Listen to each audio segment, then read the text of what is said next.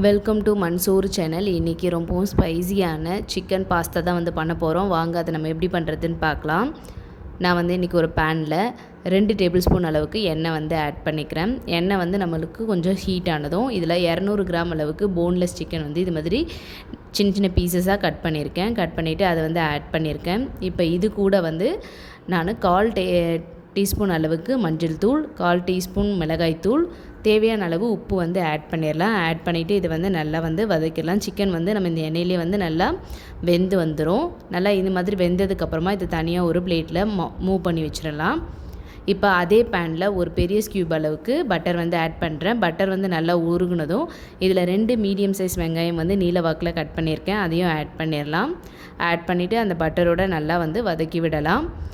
வெங்காயம் வந்து கொஞ்சம் வதங்கினதுக்கப்புறமா இதில் 2 பச்சை மிளகாய் வந்து சின்ன சின்ன பீசஸாக கட் பண்ணியிருக்கேன். அதையும் வந்து ஆட் பண்ணிக்கோங்க.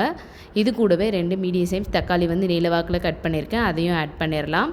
ஆட் பண்ணிவிட்டு இதில் நல்லா வதக்கி விட்டதுக்கப்புறமா இதில் வந்து நம்ம மசாலா வந்து ஆட் பண்ணிடலாம். இதுலேயும் 1/4 டீஸ்பூன் அளவுக்கு மஞ்சள் தூள், 1/4 டீஸ்பூன் மிளகாய் தூள், உப்பு வந்து தேவையான அளவு ஆட் பண்ணதுக்கப்புறமா இதை வந்து இந்த மசாலாவோட பச்சை வாசனை போகிற வரைக்கும் இதை வந்து நல்லா வதக்கி விடுங்க.